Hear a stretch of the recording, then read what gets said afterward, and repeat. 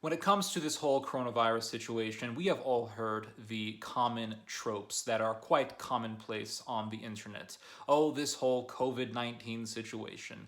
The entire thing is overblown. The entire thing is overly exaggerated. The entire thing is being overly hyped in order to justify government overreaching power, government despotism, soft tyranny. We have all heard this narrative. It has become a commonplace way of thinking on the internet. They will say, open up the economy. The Democrats, they want the economy closed because they want to hurt Trump. This whole thing is overblown. Send the people back to work. Open up the churches. This whole thing is a conspiracy by the Illuminati and Bill Gates and the elites and the Order of Rome, the United Nations, whatever. The whole thing is a giant conspiracy to close down the churches. And over 42,000 people dead in this country so far, and apparently people still think this way. They don't think about the reality that, well, if life were to go on as normal, a lot more people would be dead right now. They don't want to think about that. And then they'll go and they'll follow some scam artist on Facebook or whatever. And they'll say, this guy was a doctor for 35 years. He knows what he's talking about. This tea is really good. This is raspberry tea. Oh my gosh, it's amazing. But then they'll ignore all the doctors who have been doctors for decades who say that this is actually a serious situation. Those people don't count because they do not coincide with their narrative. So they'll say it's overblown and these policies aren't really necessary because the whole thing is overhyped by evil doctors in New York or whatever. Well, I'll read to you guys this news story.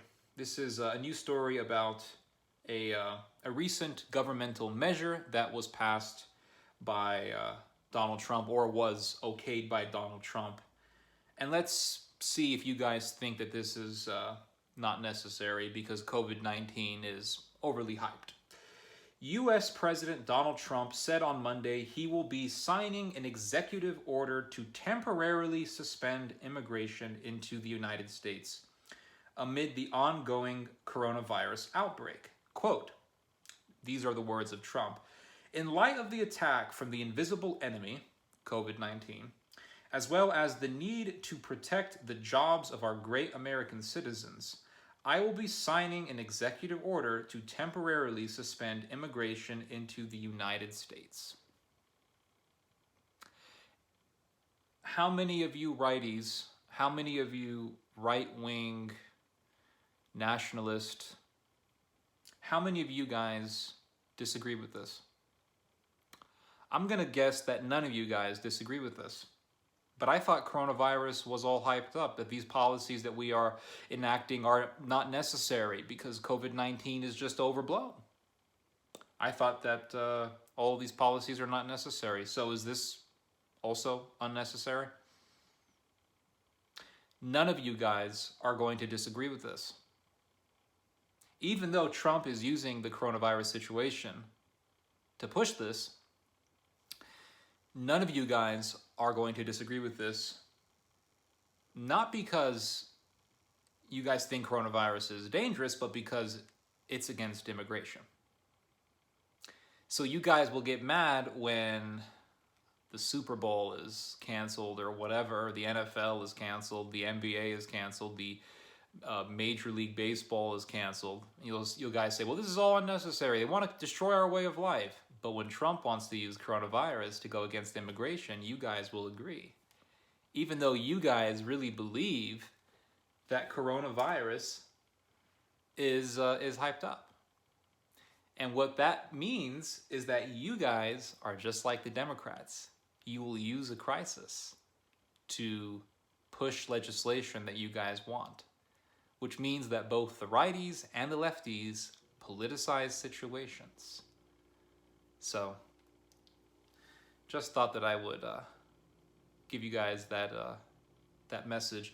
And another thing that I would like to say is, I heard recently, and I think this is quite an astute statement. You cannot have radical change when people are comfortable. Comfort is the enemy of radical change. So how do you get people to be desensitized and positive towards the idea of radical change, be it to left-wing fanaticism or right-wing fanaticism? You get rid of comfort. And right now, a lot of people, both in the US and in Europe, are feeling very, very uncomfortable, which means we are going to be seeing a new zeitgeist towards global fanaticism. And I'm talking socialism, and I'm talking racism, and I'm talking nationalism. These stories about racism in China against blacks, black people not being allowed to go into a McDonald's, blacks being thrown out of their apartments, blacks being forcefully evicted, blacks being forced into states of homelessness. These stories that are coming out of China, these are presaging stories. These are foreshadowing events for things that are to come. Because if coronavirus, if the whole crisis helped spark racialism in China, it's going to do the same thing in the West. So, anyway, just giving you guys some of my thoughts.